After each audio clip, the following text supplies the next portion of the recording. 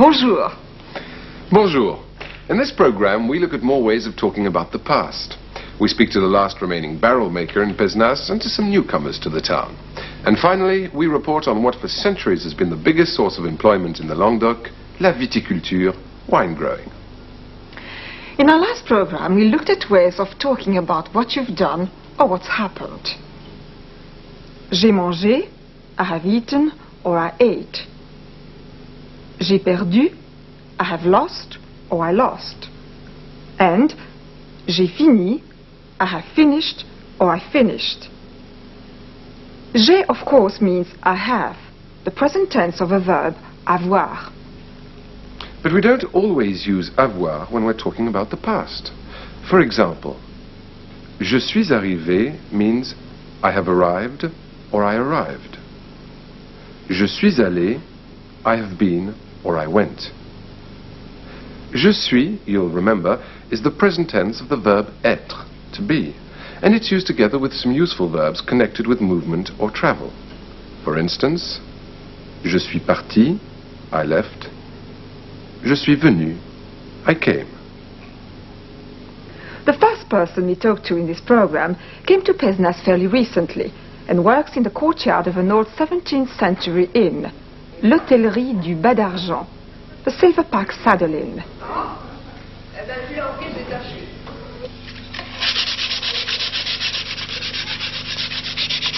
Jean-Pierre Dutugny makes wooden toys and sells them to tourists who visit Pézenas in the summer. Monsieur Dutugny used to be a nuclear physicist, but gave it up to settle here. He explains why. Monsieur Dutugny, est-ce que vous êtes originaire de Pézenas? Non. Non, je suis breton. Breton de la région de Vannes, dans le Morbihan. Et vous êtes arrivé quand à Pézenas?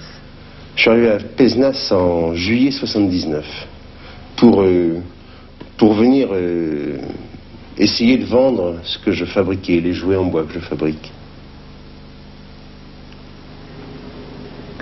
Je suis arrivé à Pézenas en 79. Je suis arrivé, I arrived. And the question was, vous êtes arrivé quand à Pézenas? Vous êtes arrivé. Listen for two more verbs with être, as Monsieur Dutugny explains why he came to Pézenas. Pourquoi êtes-vous venu ici, à Pézenas? Ah, c'est une vieille histoire, ça. Je suis tombé amoureux de Pézenas 20 ans avant. En me promenant dans la région, comme ça, je suis arrivé à Pézenas. Et alors, Pézenas, j'ai trouvé ça joli. Et puis alors, on parlait de Molière, beaucoup. Molière est venu à Pézenas. Et j'aime beaucoup Molière, j'aime beaucoup les vieilles pierres. Et je cherchais à m'installer un petit peu dans le Midi. Pourquoi êtes-vous venu à Pézenas? Why did you come to Pézenas? One of the reasons Monsieur Dutugny gives for coming to Pézenas is that he was attracted by the town's connection with the 17th century comic playwright Molière, whom he admires. Molière est venu à Pézenas. Molière est venu, Molière came. The other verb used with être there was tomber, to fall. Je suis tombé amoureux de Pézenas. I fell in love with Pézenas. Je suis tombé, I fell. So to sum up, if you're talking about the past using a verb that goes with être, you need the appropriate form of the present tense. Je suis, il est, vous êtes, and so on, followed by the main verb. Il est tombé amoureux. Elle est tombée amoureuse. Ils sont tombés amoureux.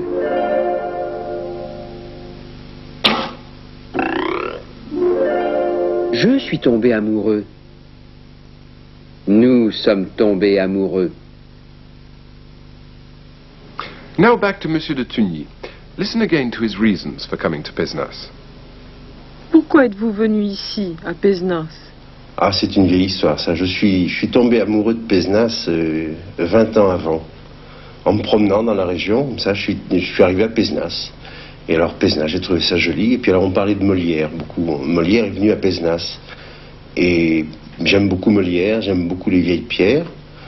Et je cherchais à m'installer un petit peu dans le Midi.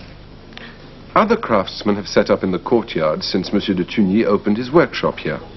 The most recent arrival is Edmond Charlot, who runs a second-hand bookshop. Monsieur Charlot, est-ce que vous êtes de Pézenas? Non, je ne suis pas de Pézenas. Je suis né en Afrique du Nord, à Alger. Qu'est-ce que vous avez fait avant de venir à Pézenas? J'ai été libraire, d'abord, puis éditeur. Et j'ai été également attaché culturel au Maghreb et en Turquie. Vous êtes donc allé dans beaucoup de pays? Oui, je connais bien l'ensemble de la Méditerranée, mais je n'ai travaillé qu'en Turquie, en Algérie et au Maroc, où je suis resté les 7 dernières années de mon travail. 3 more verbs with être there. Monsieur Charlot said he was born in North Africa. Je suis né en Afrique du Nord. Je suis né, I was born.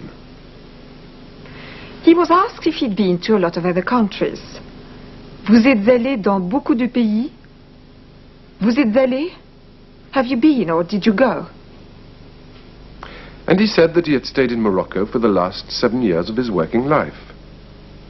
Je suis resté, I stayed. Je suis né en Corse. Je suis entré dans l'armée. Je suis tombé amoureux de Joséphine.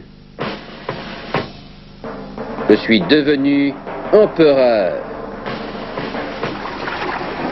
Je suis parti en exil. Now listen to the interview with Monsieur Charlot again. And this time, we're going to ask him why he decided to settle in Pézenas. You may recognize as well as the verbs with être, some with avoir that we pointed out in the last program. Monsieur Charlot, est-ce que vous êtes de Pézenas? Non, je ne suis pas de Pézenas. Je suis né en Afrique du Nord, à Alger. Qu'est-ce que vous avez fait avant de venir à Pézenas? J'ai été libraire, d'abord, puis éditeur. Et j'ai été également attaché culturel au Maghreb et en Turquie. Vous êtes donc allé dans beaucoup de pays? Oui, je connais bien l'ensemble de la Méditerranée, mais je n'ai travaillé qu'en Turquie, en Algérie et au Maroc, où je suis resté les 7 dernières années de mon travail. Et puis, vous vous êtes installé à Pézenas. Pourquoi ce choix? Bon, simplement parce que Pézenas est une très belle petite ville ancienne, et qu'on y vit encore normalement, c'est-à-dire qu'on n'est pas écrasé par la civilisation. One's not crushed by the modern world in Pézenas. In that last question to Monsieur Charlot, the interviewer said, vous vous êtes installé à Pézenas. You settled in Pézenas. It may sound as if there's one vous too many there. Vous vous êtes installé. In fact, the second vous indicates that he moved himself in, not something else, like a piece of furniture. We use many verbs in this way. One which you're sure to meet is in the question, vous vous appelez comment? What's your name? Literally, how do you call yourself? To which you'd reply, je m'appelle, my name is. The tranquility of life in Pézenas is something that attracted all the craftsmen working in the courtyard. As Monsieur de Tugny explains, they came from all over France. Mais ils sont venus tous d'un peu partout de la France. Il y en a qui sont de Lyon, il y en a qui sont de Paris. Et tous des gens qui, à un moment donné, ont eu assez de faire leur travail. Et ils ont voulu aussi, eux, devenir artisans. Parce que, pour le plaisir de travailler de ses mains, et puis parce que être artisan à Pézenas, dans le Midi, il y a ce qu'on appelle la qualité de vie. Voilà. La qualité de vie, the quality of life in Pézenas, is certainly an attraction, but it's tourism which enables these craftsmen to earn a living, whether they're newcomers or were born in Pézenas. One local craftsman who's never left the town is Maurice André, the last remaining barrel maker. These days, the only demand for his work is from the tourist market. Monsieur André, est-ce que vous êtes né à Pézenas? Je suis né à Pézenas. Vous y êtes toujours resté? J'y suis toujours resté. Ma famille est pissénoise de 3 ou 4 générations. Vous êtes né... Were you born? Je suis né. I was born. Vous y êtes toujours resté? Have you always stayed here? J'y suis toujours resté. Notice the E in that reply. E can stand for all sorts of expressions, mostly connected with place. In this case, the speaker was referring to Pézenas. Je suis resté à Pézenas becomes j'y suis resté. So E can mean here or there, depending on the context. It can also mean in it or on it. Je joue dans l'équipe de Pézenas. I play in the Pézenas team. J'y joue. I play in it. We went on to ask Monsieur André how he learnt the job. Vous avez appris le métier comment? As you'll no doubt have realized, Monsieur André speaks with a particularly strong local accent. J'ai appris le métier petit à petit avec mon père. Les grandes vacances, je les ai passées à la tonnellerie. Et automatiquement, à la sortie de l'école, j'ai travaillé avec mon père. J'ai travaillé. I worked. J'ai appris. I learned. Quand mon père a appris le métier en 1907, ils étaient 300. Quand moi j'ai appris le métier en 1942, on était une douzaine, entre ouvriers, patrons et apprentis. Et qu'est-ce qui s'est passé alors? Ah, c'est la lutte du progrès. On ne peut rien y faire. The fact that 300 people in Pézenas were involved in barrel making alone gives some idea of the importance of wine in the area. Which brings us to our film report. Today, we investigate the changing fortunes of wine growing in the Languedoc. La viticulture. Pézenas lies in the département known as l'Hérault. Though it's the biggest wine-producing département in France, it's not the richest. In recent years, wine production here has suffered major setbacks. The grape varieties traditionally grown in the area, les cépages traditionnels, are hardy Mediterranean varieties excellent for producing cheap table wine. And that's the root of the problem. Not only is there competition from cheaper imported wines, but public taste is changing. These days, it seems, people are drinking less wine, but prefer a better quality. In our report, we look at the way the viticulteurs of the Languedoc are handling this problem. First, we visit a large modern wine cooperative where mechanization has made cheap mass production possible. La production de masse. We go on to visit one of the oldest independent wine-growing estates in the region, l'Abbaye de Valmagne. Here, the emphasis is on replacing old vines with varieties which will produce a better quality wine. These vines are known as les cépages aromatiques. The survival of wine growing in the region is paramount. As one of the growers we talked to puts it, la vigne est notre chair, le vin est notre sang. It's our flesh and blood.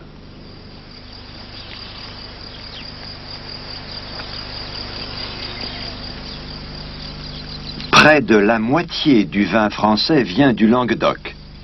C'est surtout du vin de table. Il est donc en compétition directe avec les vins d'importation les moins chers.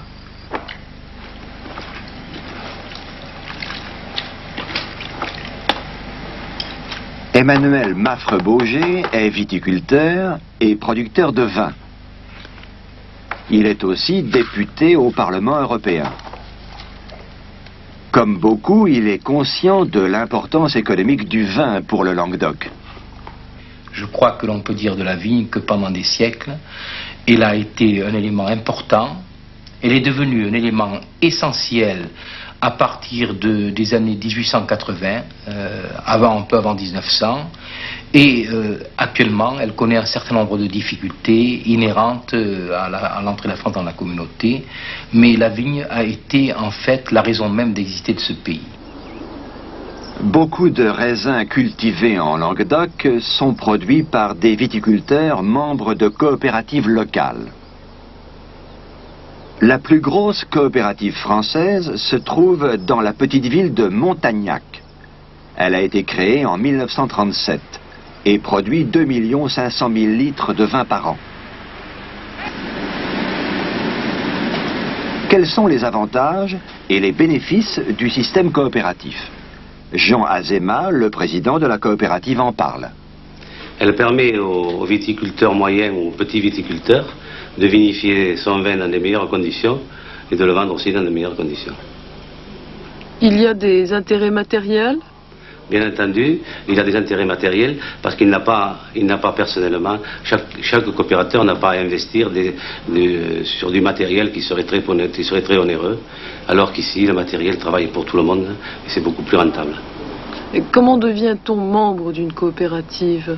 Il suffit d'apporter des raisins à la coopérative et de prendre des parts correspondantes à la quantité de raisins qu'on porte et à la quantité de vin, bien entendu, qui est produit par ces raisins. Les 1400 coopérateurs de Montagnac n'ont donc ni à s'inquiéter de trouver un marché pour leurs raisins, ni à produire ou à vendre leurs vins eux-mêmes. Cela mis à part, peu de choses ont changé au cours des dernières années. La viticulture est encore une entreprise familiale. Au moment des vendanges, tout le monde, jeune ou vieux, vient aider au champ.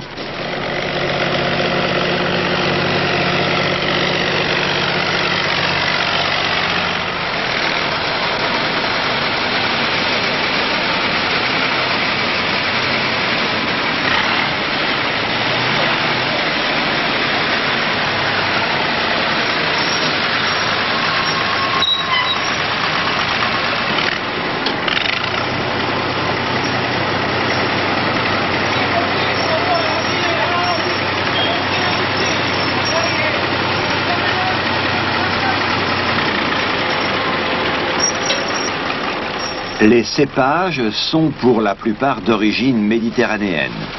Ils sont donc bien adaptés au climat et au sol de la région. Le vin qui en est tiré n'est généralement pas de très haute qualité. C'est un vin de table ordinaire qui peut être produit rapidement et en grande quantité.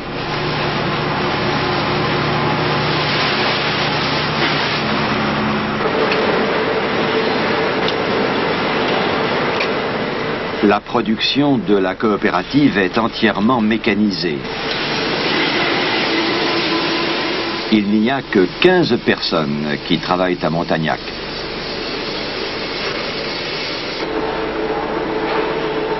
Tout ici tend vers la production de masse. Mais il existe d'autres systèmes que celui de la coopérative. Il y a aussi des producteurs indépendants dans la région. L'abbaye de Valmagne est un des gros producteurs indépendants du Languedoc. Les moines cisterciens ont été les premiers à cultiver la vigne à cet endroit. Il y a 70 hectares de vignes à l'abbaye. Monsieur Clément est responsable de ces vignes et de la fabrication du vin. Nous fabriquons, c'est le terme, essentiellement du vin rouge et deux types de vin rouge. Ce que j'appellerais un haut de gamme et un bas de gamme. Le haut de gamme étant fait exclusivement avec des cépages aromatiques et le bas de gamme étant fait avec des cépages plus traditionnels de la région méditerranéenne.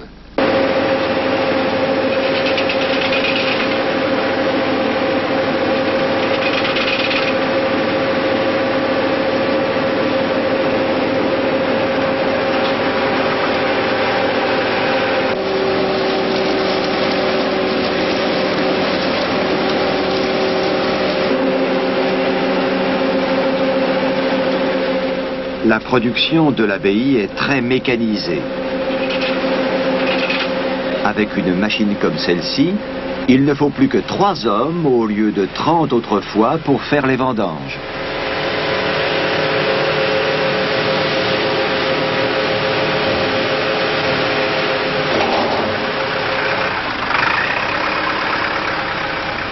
Mais à l'abbaye de Valmagne, la mécanisation n'est pas la seule solution trouvée pour avoir un avenir meilleur.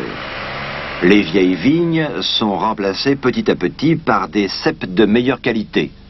Valmagne était complanté de plants traditionnels du Languedoc, à grosse majorité de Carignan. Nous considérons que le Carignan n'est pas un plant particulièrement séduisant, qui ne donne pas de spécificité au vin. Donc nous nous orientons exclusivement vers des cépages aromatiques. Ces jeunes ceps plantés cette année vont mettre 3 ou 4 ans avant de produire de bons raisins. Ce type de projet prend beaucoup de temps et coûte très cher. En attendant, le travail continue.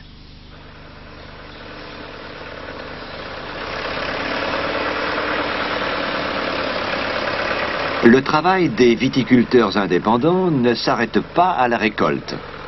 Ils doivent ensuite faire leur vin et cela aussi prend du temps.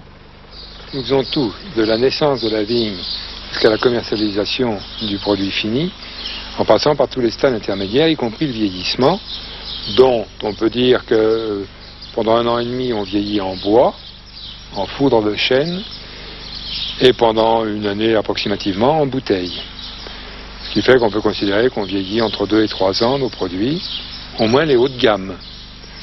Le bas de gamme étant moins intéressant à vieillir, parce qu'il n'y a pas d'aromatique dedans. Monsieur Clément a une passion pour la fabrication du vin.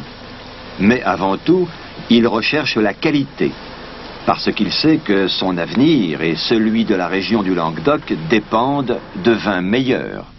Je pense que les régions du Languedoc susceptibles de supporter de la vigne peuvent donner des résultats tout à fait excellents, à condition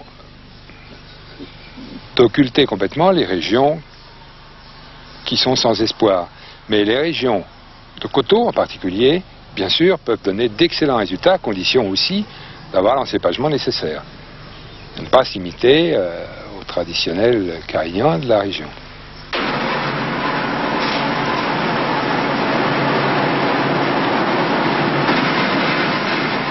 Production artisanale ou production de masse, qualité ou quantité.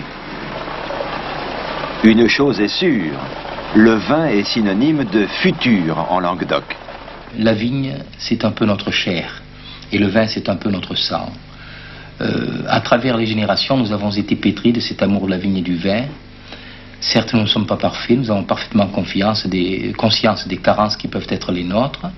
Nous savons qu'il faut aller toujours vers davantage de progrès, mais nous supprimer la vigne, c'est un peu nous supprimer le sens de notre existence passée, présente et à venir.